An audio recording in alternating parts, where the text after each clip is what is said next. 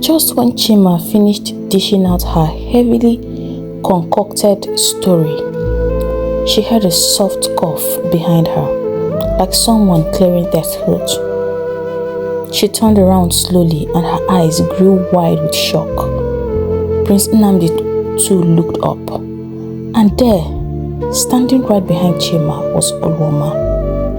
The prince quickly noticed the fear on Chima's face, then looked again at Olwoma and saw something even stronger: disappointment. What is going on here? He asked, confused. Chima, I thought you said Olwoma had been taken to the next village for treatment. How come she's standing here? Chima blinked fast. Her lips parted, but no words came out. She looked like a child caught stealing from a pot of soup. Olwoma had heard everything. She had been in the kitchen, quietly trying to get something to eat. Chima thought she was still locked up inside her room, crying. She never imagined that Olwoma would hear all her lies. Olwoma stepped forward, eyes burning with rage. She looked straight at Chima. Why are you so wicked, Chima? She asked, her voice shaking. Why is your heart filled with so much bitterness?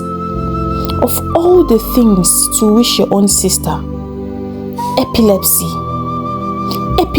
Chima, just so that you can take away every little thing that gives me joy. Prince Nnamdi raised his hands gently and turned to Olwoma. Wait, what is going on here? You don't have epilepsy. Olwoma did not speak.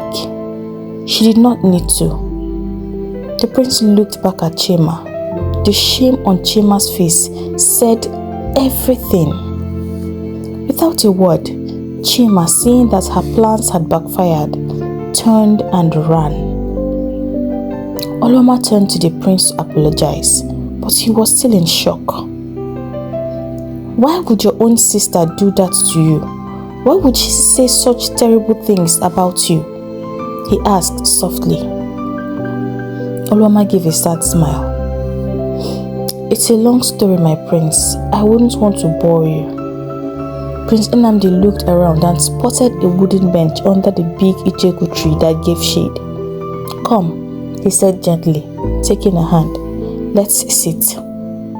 They walked over and sat facing each other. Tell me, he said. I have nothing else planned for today. Olwoma looked up and looked down at her fingers, playing with them nervously. My sisters and I used to be very close, she began, especially Chima and I. But as we grew up, I became closer to my parents, mostly because I was always around, helping with chores. My sisters did not like doing anything. My parents started to praise me a lot and scolding them a lot too. They wanted them to become more like me. She sighed. But I guess it made them feel bad. They became angry. They started avoiding me. All of them, especially Chima. She thinks I get all the best things. She thinks I'm the reason our parents are hard on them. So now they've made it their goal to make my life hard. The prince listened carefully, then shook his head. That must be very hard to live with, he said. Then he reached out and held her hands in his. Olwoma, look at me. She raised her head slowly. You are a beautiful young woman with a heart that shines brighter than gold. I won't lie, I was drawn to you the moment I first saw you. And after speaking with you yesterday, I knew you were the kind of woman I've been searching for. He paused, then smiled.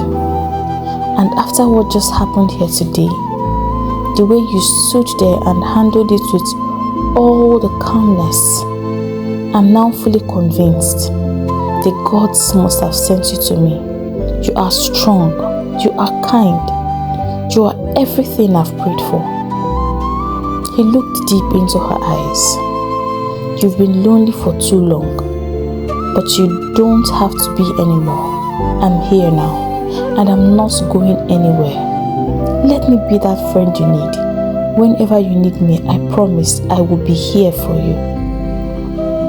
Oloma smiled. It was the first true smile she had felt in a long time. She nodded gently. It felt like a heavy load had been lifted from her shoulders. Meanwhile, somewhere hidden in the house, Chima had gathered her other sisters, and they were watching the prince and Oloma. Chima's heart was boiling. Her mind was working up a deadly plan already. I hate that girl so much, and I will deal with her, she thought to herself. Chima was the youngest in that group, and yet the one who seemed to be instigating the others turned against her sisters. Can you all see what is happening there? Will we stay inside water and soap will enter our eyes? We need to stop this girl, or else. Nkem sighed. Chima, I've asked you to drop this matter. If the prince likes her, let them be. Chima's face hardened. Can you hear yourself, Nkem? Can you hear yourself? Are you listening to yourself? Imagine she becomes the next queen of Amansi. Do you know what will happen? We, her elder sisters, will be subject to her, and we must bow before her. The gods forbid, they all chorused. You see what I'm talking about? We don't want that to happen, else she will continue to think that she is better than us. We must stop her. Only one of the sisters nodded in approval. You are right, Chima, but how do we stop her? Chima's voice dropped to a whisper. Let us kill her. Do away with her for good. Her sisters gasped. Chima! Anoli exclaimed. We cannot do that. Oloma is our blood, and it is an abomination to take her life. Chima thought for a while. That's true. So what do we do now? Then, as if a bulb had come on in her head, she smiled and looked at her sisters. I have an idea. This time, Oloma will not get the chance to escape. Let us turn her into an animal. Maybe an antelope, or a bush rat, or anything. They all laughed until tears dropped from their eyes. Chima, I only giggled. You want Oloma to be jumping inside the forest and eating grass? That sounds so funny, but it's a better plan, Nkem said, wiping tears from her eyes. Just imagine her running around and hopping like a bush antelope. They all laughed harder, holding their stomachs, tears rolling down their cheeks. But then they all agreed that it was the perfect plan. The next morning, before the cock's third crow, Chima and Nkem set out. They traveled in secret to Agba, where a feared witch doctor who lived in the dark part of the forest lived. The other two remained to cover the tracks of those who had gone out. The witch doctor was a hunchbacked woman, older than any tree in the land. Her skin looked like cracked bark, and her eyes red like burning coal. She walked with a staff, decorated with seashells and beads and bones. When Chima poured out her poison plants, the woman threw her head back and laughed. A sharp, cracked laugh that sent birds scattering from the trees. Chima and Nkem held each other for support. They also feared the woman, but they were desperate. What you ask for is something big, and it would require something big in return. What have you brought? the woman asked. Nkem dug into her wrapper and brought out a bag of cowries, money they had all saved all their lives. The woman laughed, showing her decaying teeth. Put it here, she pointed to a small calabash. The witch doctor bent over a fireless pot, which was boiling, and pulled out a black clay calabash, wrapped in red cloth and tied with palm thorns. Her fingers moved with speed as she muttered incantations into the calabash, and then gave it to them. This charm, she said, will turn her into anything you wish. A goat, a snake, a tortoise, a rabbit, anything. But be sure you want to do this. Once you collect it, there is no going back. They agreed without hesitation. They did not even bother to think about it at all. They were sure of what they wanted. They collected the small calabash and were ready for their plan. They went home feeling happy. Their plan was already in motion. Their mother had been away for a few days now and was expected back to the village the next morning. It was perfect timing, they thought. While everyone would be distracted by her return, they could carry out their own plan, and no one would suspect a thing. Morning came, and the first time in her whole life, Nkem decided to act as the senior that she was. She took her position as the eldest daughter and called her sisters together for a meeting. I've called everyone this morning, she began, because as you all know, Mama is returning from Achina today.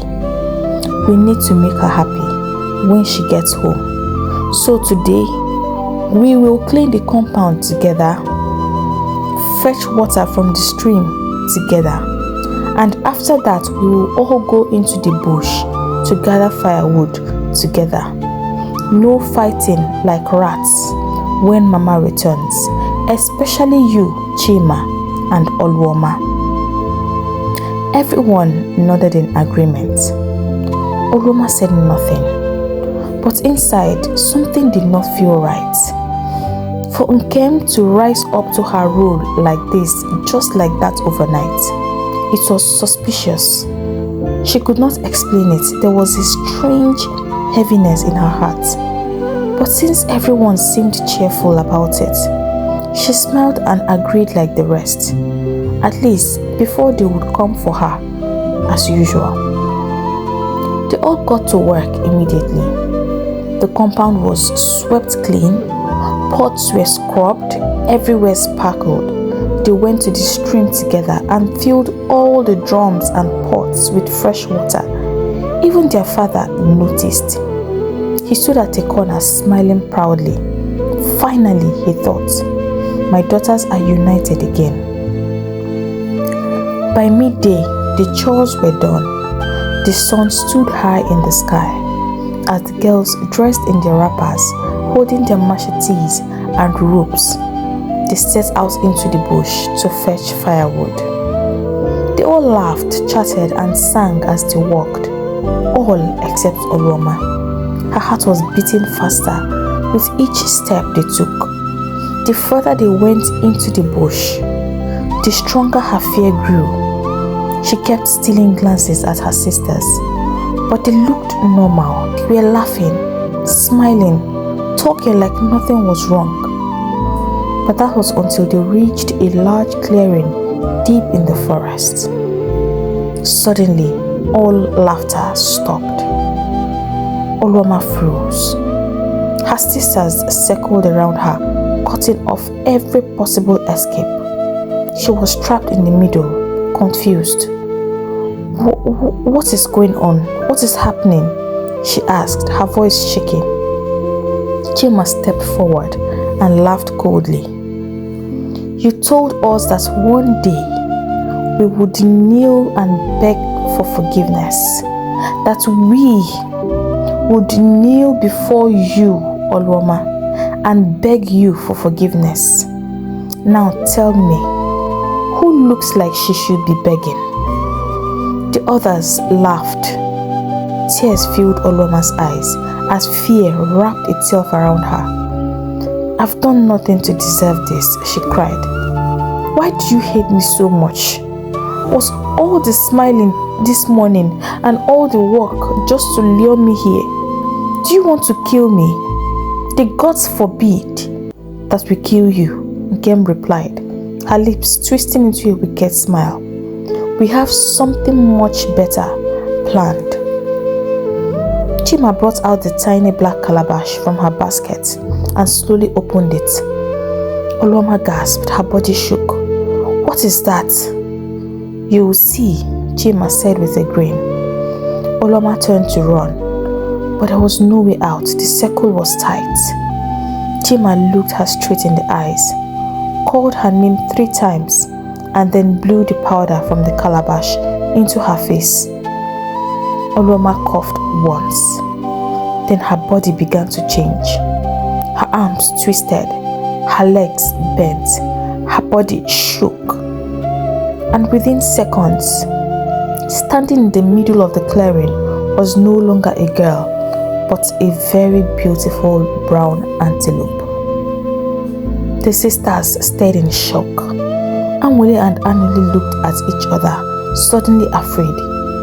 What had seemed like a joke to them was now real, terribly real.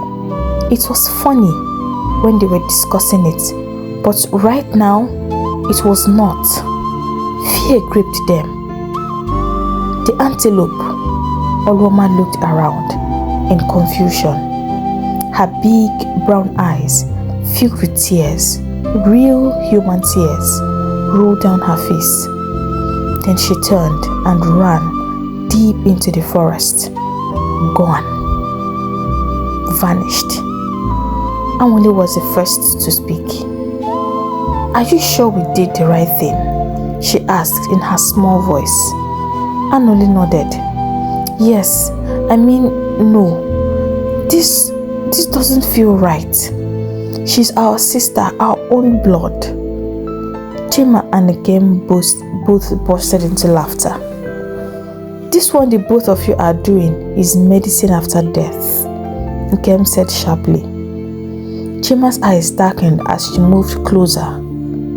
"If any one of you open your mouths to speak of what happened here today," she whispered, "the both of you will be next. Mark my words." The fear in her voice was real, but the threat was clear. Anwele and Anuli swallowed their words and nodded quickly. They were also caught, now in the middle of everything. Without wasting time, they began the next part of the plan.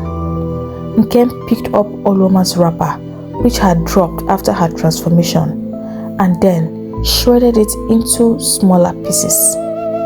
Then she and Chima began to scream and cry loudly as they ran back through the bush towards home, holding the torn clothes, and the other 2 followed, also crying. The only difference was that their own tears were real. The sisters ran into the village, wailing at the top of their voices, drawing the attention of the villagers. By the time they reached their father's compound, a small crowd trailed them. Everyone wanted to know what had happened. They ran into the compound shouting, "Papa! Papa!" DK, hearing the commotion, ran outside to meet the scene. Fear gripped him when he saw the torn clothes. "What happened?" he asked, alarmed. "Papa, it's Oluoma, oh, it's Oluoma," Nkem wailed. DK was trying to understand what was going on. "What happened to Oluoma?" he asked impatiently. "Oh, Papa," Chima wailed. "We were all searching for wood in different parts of the bushes. Suddenly we heard a loud scream. We ran there. All we found was this," she said, holding up the torn clothes. Papa, Oloma was nowhere to be found. She was nowhere to be found. Chima was crying so uncontrollably that her sisters forgot it was all for show. At some point, even Nkem had to stop and stare at her. Dike nearly had a heart attack. He screamed in a loud voice as tears filled his eyes. The men around had to hold him to keep him from reaching the ground. Dike sat on the bench and cried like a baby. The villagers gathered were not left out. Some were crying, while some shook their heads in pity. This was the scene Uloma met when she came back. Uloma nearly ran mad when she heard the news. She threw herself on the ground, wailing at the top of her voice. Hell! Oloma Umam, you cannot be gone. Where have you gone to? Why would you leave your mother alone like this? She removed her wrapper, but the village women surrounded her just in time. Oloma kept talking to herself. Who have I offended? Who did I wrong? What have I done to deserve this kind of pain? What have I done? Somebody tell me, what have I done? What did I do? She cried. Oloma burst into laughter, and then she kept quiet for a while. It was like the shock had made her mad. It was a very sad day in Dike's household, and the whole village, everywhere was silent. Her brothers wept silently. Her father wept bitterly. Her mother cried, holding the torn clothes, calling out her daughter's name. And her sisters played their roles perfectly. The way they cried, no one could suspect anything. But still, Chima was not satisfied. She began to grow restless. Her bitterness now overwhelmed her completely. Why is everyone acting like the world has ended? Chima muttered, her voice low. It's just one person that's not here now. It's not like we are all gone. They still have us. So why are they acting like they've lost everything? Nkem heard her, but said nothing. She could see the way what they had done was affecting everyone. She did not get the satisfaction she had expected. Now she was reading with guilt, but it was already too late. What they did could not be undone. The news spread throughout the village, and soon it reached the palace. Prince Nnamdi was beyond shocked to hear the news. He locked himself in his chambers and wept bitterly. He had found love, only to have it snatched away from him immediately. For 3 days, he refused food or water. Everyone close to him, including his mother, tried to reach him. They tried to bring him out of his shell, but he refused to see or talk to anyone. Something inside him told him that Oloma's death was not ordinary.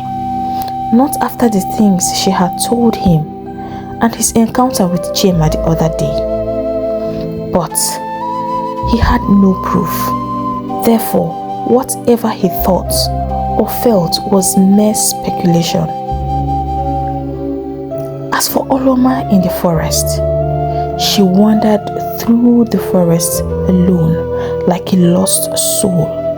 Her body was now that of an antelope, but inside she was still very much human, and it made everything even worse.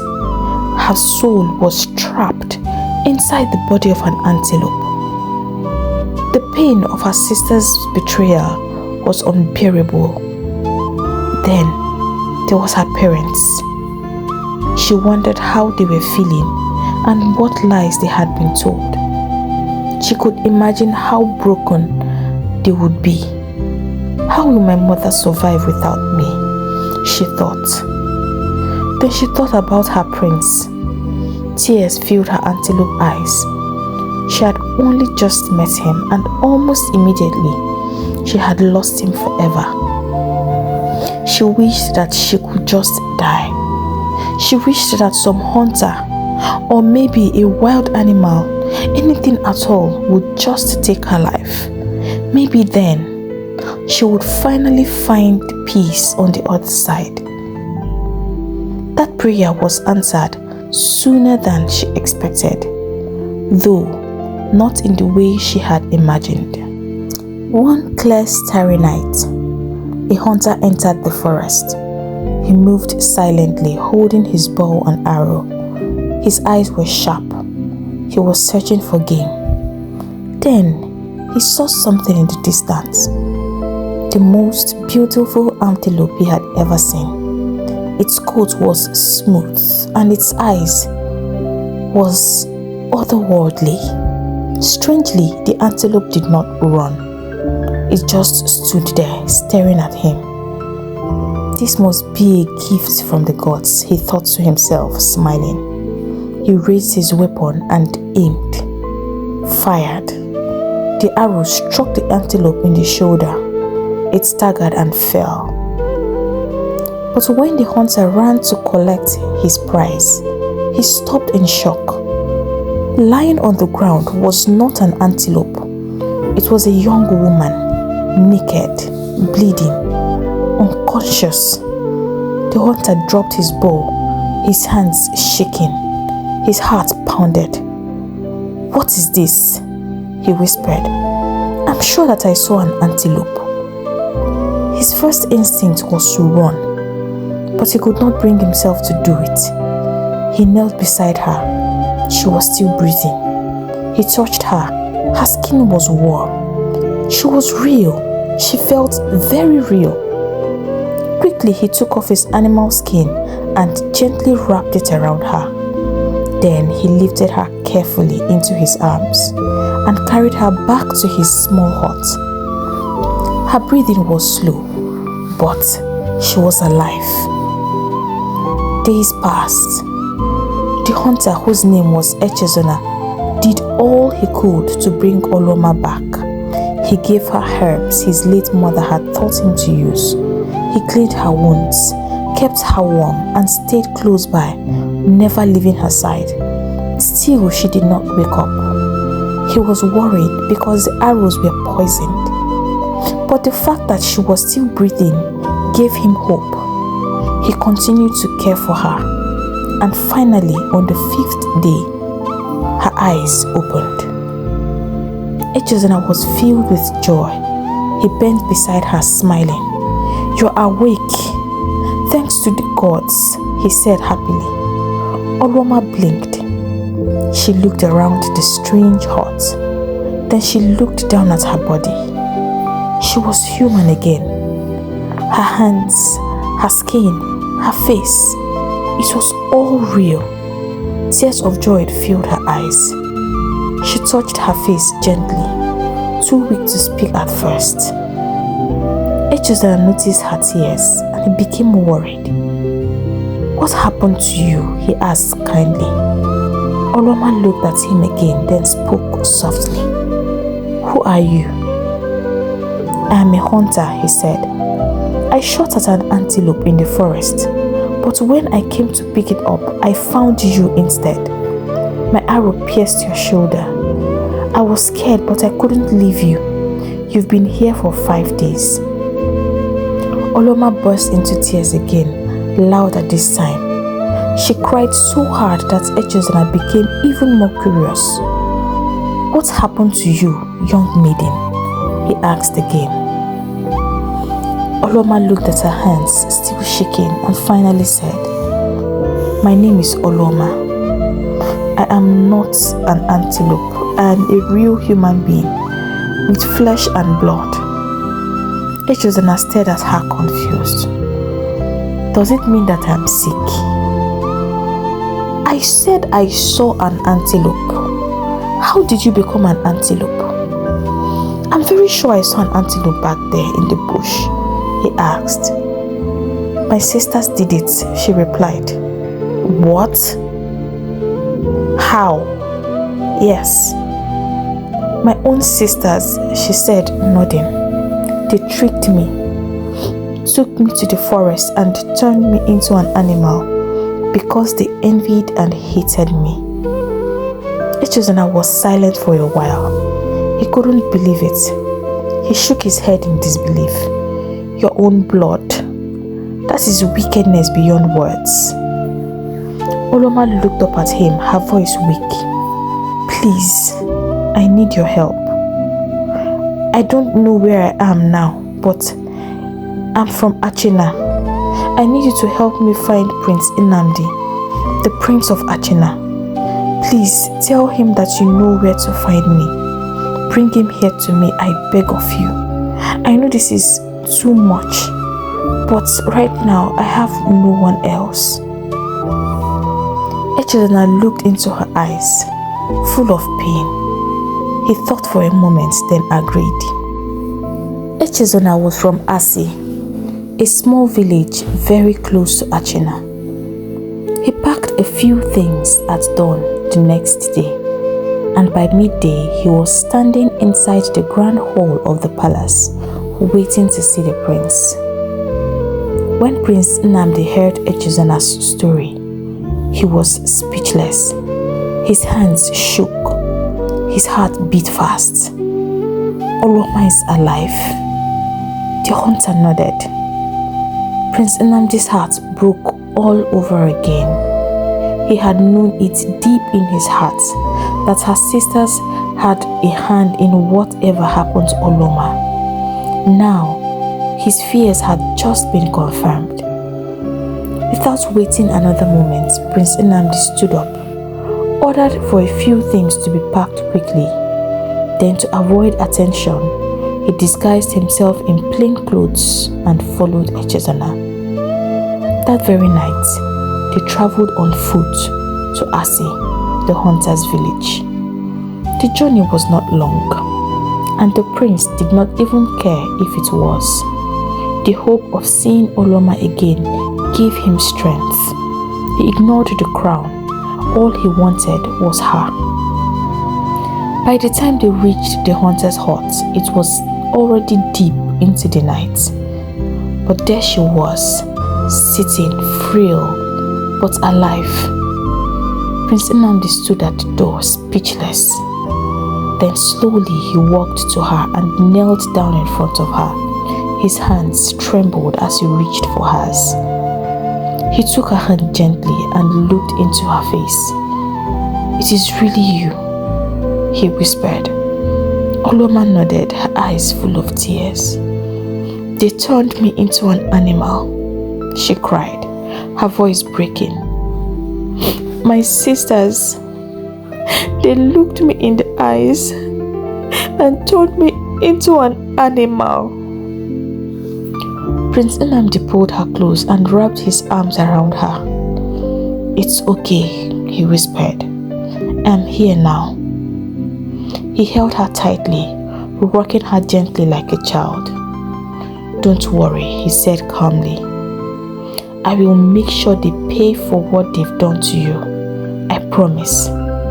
And he meant every single word. In fact, as he held her, his mind was already busy. He had already started making a plan, a very good one, to expose them for who they truly were. The prince insisted that for her own safety, she remained in the hunter's hut, at least until she was strong enough to stand on her own.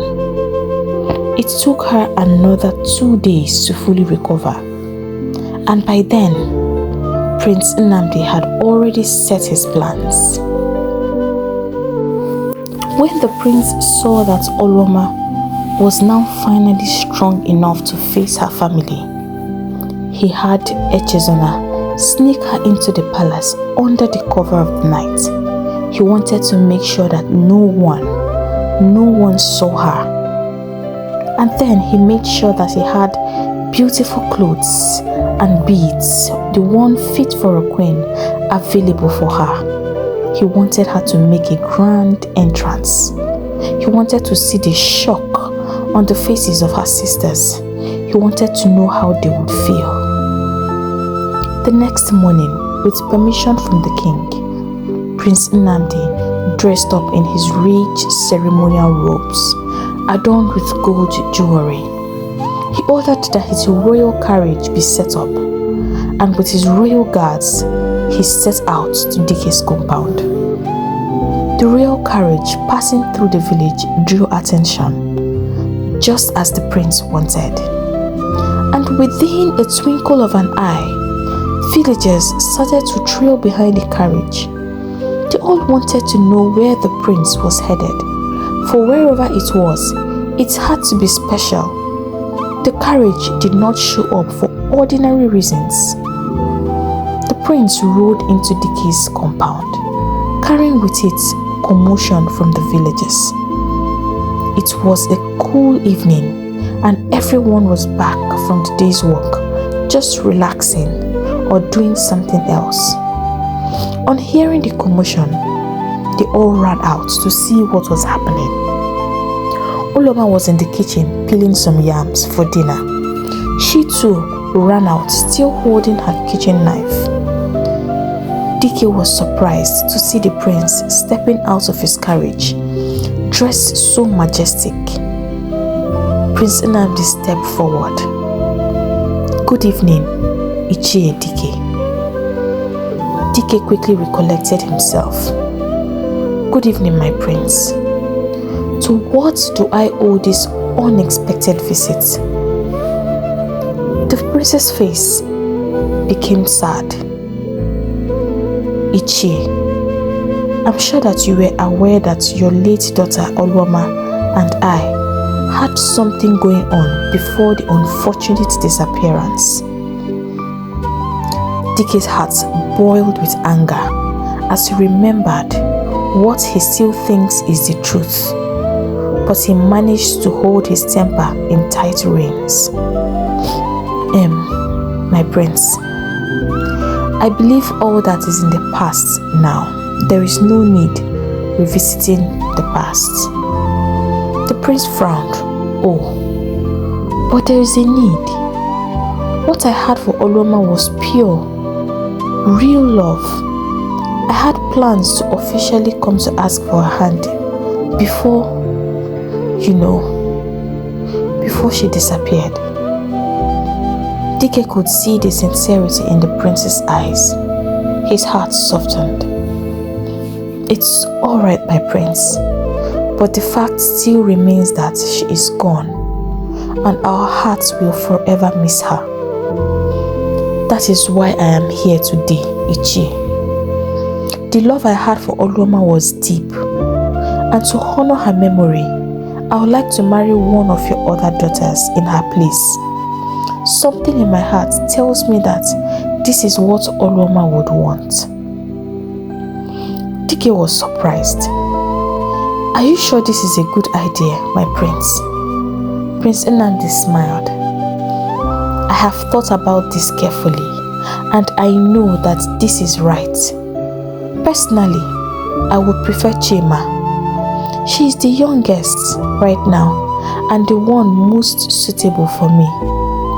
Besides, the both of us are friends in a way." Dike frowned. "My prince, your thoughts are noble, and I'm sorry to say, but Chima is a bit older than you. You know, if I can remember clearly, she was born a few years before you were." "All that does not matter, Ichie," the prince interrupted. "There is no law in Amansi that forbids it. Nothing frowns against it. It is just us who thinks it is wrong. The question is this: will Chima consider and accept my proposal?" Chima did not even wait for her father's response. She jumped to the front, her body shaking like an earthworm that had been sprinkled with salt. "Yes, my prince, I will marry you. I will be your bride. Oh, you don't know how much I've been dreaming of this opportunity." She was going on and on, no control at all. The villagers watched in surprise, whispering among themselves. Dike was sorely embarrassed. The prince looked at her coldly when she finished and said, "Is that why you and your sisters decided to get rid of her? So that you can take what belongs to her?" Everyone gasped. Chima's eyes went wide, and immediately she composed herself.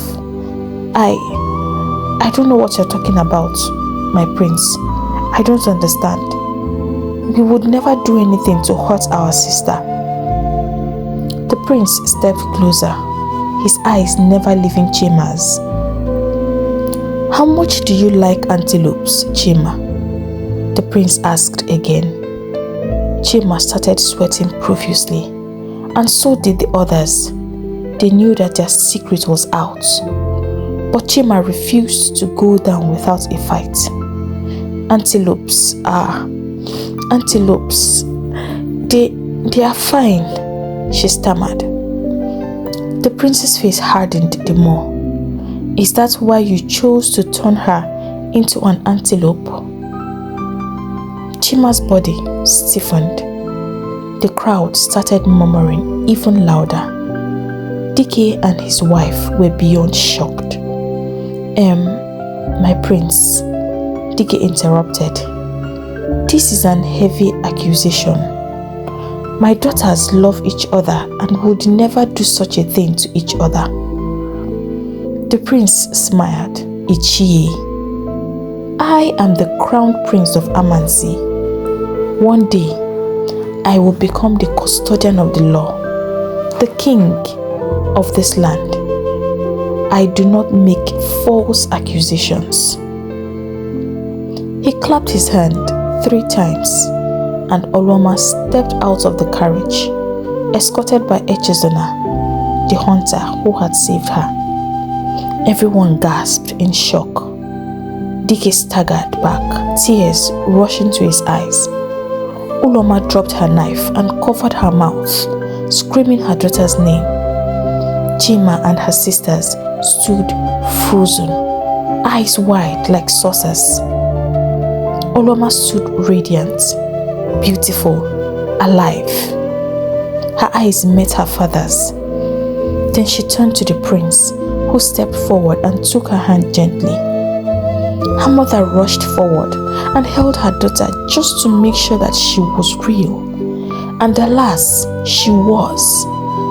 Oloma held her daughter close, crying uncontrollably. But Oloma did not let the emotional moment linger.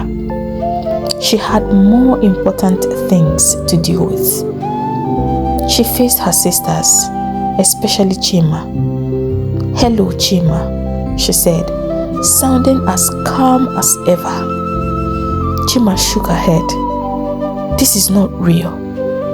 Oloma smiled and moved closer. "But it is real.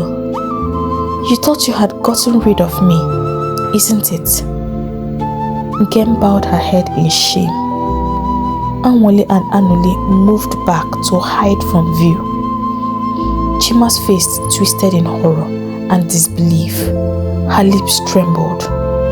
No, this is not possible. You can't be here. That's which she assured us," she screamed. Everyone's eyes were wide. Feet were slowly stepping backwards. It was so shocking that the prince was speaking the truth after all. Oloma, their mother, stared in frozen shock, unable to move, unable to believe what she was hearing. Dike was unable to speak. Oloma's eyes filled with tears. "How could you all do this to your own blood? I cried and pleaded with you, but you turned your backs on me. What did I do to deserve such hatred?" Dike was stunned. What is happening here? Can someone explain what is happening here? He looked at Oloma. "They said you were dead, carried by a wild animal. How are you here? I did not die, Papa, Oloma said coldly. They lured me into the bush and turned me into an antelope. I wandered through the forest for weeks until this hunter here, he said, pointing towards Echizuna, saved my life. He shot at an antelope, but it happened that the bullet transformed me into my real human form. He cared for me, brought me back to life, the life my own sisters were determined to take away. Oloma shook her head. I have endured this for so long. Chima keeps telling lies against me. The other day she told the prince that I had epilepsy and I let it go because I loved her. She is my sister. I let it go. But still, they kept on cooking evil against me. And I have no idea whatever I did that was wrong to them. Nkem stepped forward immediately and denied Chima, waving her hands. It was not me. It was not me, I swear, Oloma, it was not me. It was not my idea. It was her, she said, pointing at Chima. She did it. She planned everything. It was all her idea. Chima turned sharply. You liar! Nkem, you agreed with the plan. I did not force you. Enough! The prince thundered. He turned to Nkem. I would be ashamed if I were you. You are the eldest, yet you followed Chima around like a dog. He gestured, pointing towards Chima and Nkem. Guards, seize them! His guards moved in swiftly. Chima panicked, looking left and right. No, you can't do this now, Oloma. You can't do this. I am your sister. You stopped being my sister that evening in the forest, Oloma said coldly. Chima, in a final burst of madness, shoved the guards aside. She looked left and right and sighted the knife her mother had dropped. She picked it up immediately. If I go down, then she goes down with me, she screamed, and with a cry she approached Oloma. But just as the knife descended, Nkem stepped in front of Oloma. Chima, stop! She cried. But it was too late. The blade descended and cut deep into Nkem's shoulder. She collapsed, bleeding. Before Chima could even comprehend what she had done, a thunderclap shook the sky, and a single lightning struck from the heavens right onto Chima. She screamed and dropped the knife as her body convulsed. When the light faded, her skin had turned white, pale, cracked, rotten. It was leprosy. She was struck with leprosy. Everyone gasped in horror. The elders fell flat on their faces. Never had they seen such happen in their entire lives. The women screamed in horror, holding their children close. The prince raised his hand. Let no one touch her. She is bearing the consequences of her actions. Most of the villagers started to disappear one by one. Oloma, from where she stood, wept silently, wondering how they had all gotten to become like this. Chima's condition was considered an abomination. It was forbidden that a leper be left to live within the village walls, especially not one that had been struck by the gods, one whose body was already decaying. As was customary, Chima was cast into the evil forest where people like her were dumped, awaiting when death would be merciful enough to take her. Dike wept bitterly, not just because of the shame, but because he felt that he had failed. He felt that in his love for one daughter, he had neglected the pain of the others. However, the truth remains that Oloma's sisters could have chosen to become better persons. They could have chosen to really change for good, but they allowed laziness and envy control them, and this pair was a dangerous combination. Anyways, Nkem survived the attack and her wound was treated. A few days later, after Nkem had recovered, she and the other remaining sisters came to see Oloma. And just like Oloma had told them that night they poured her food away, they went on their knees and begged her to forgive them. Oloma, being who she was, forgave them. But deep in her heart, she knew that she was never going to be able to trust them again. Not after all the times they had pretended to change, only to turn around and do something even worse. A few months later, when things had died down, the marriage ceremony between Oloma and Prince Nnamdi was fixed, and the whole village looked forward to it. It came, and it was such a glorious ceremony. Everyone was happy, but no one was happier than Oloma. She danced with so much joy. After all that had happened, after all that she had been through, her story had not ended with pain. In fact, she had come to be an inspiration to the younger maidens in the village. Years passed, and then one day, King Okosisi, the great ruler of Amansi, passed on to join his ancestors in the world beyond. Prince Nnamdi, being the heir to the throne, was crowned the next king of Amansi, and his wife, Queen Oloma, the new queen of Amansi.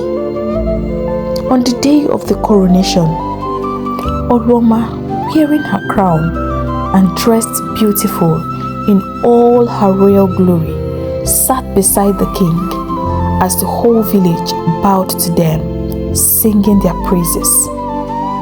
Oloma, seated by the right-hand side of the king, could not stop smiling. She looked around and spotted her parents, who were beaming with pride.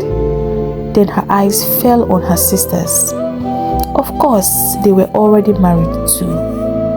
They were also bowing down before her with the other villagers. Immediately, Oloma remembered the dream she had years ago. The one she thought was born out of pain. The one where her sisters were bowing before her. She smiled to herself. The gods had not been deaf after all. They had carefully planned out everything for her. They had heard her pain. They had heard her cry. And now everything had been washed away. Prince Nnamdi and Queen Oloma took up the mantle of leadership, and together they made Amansi even bigger and more prosperous. They filled the palace with children, and both of them lived together, loving each other the more, day by day, happily ever after. Hey lovers, thank you for listening to this story. If you are new here, welcome to our community.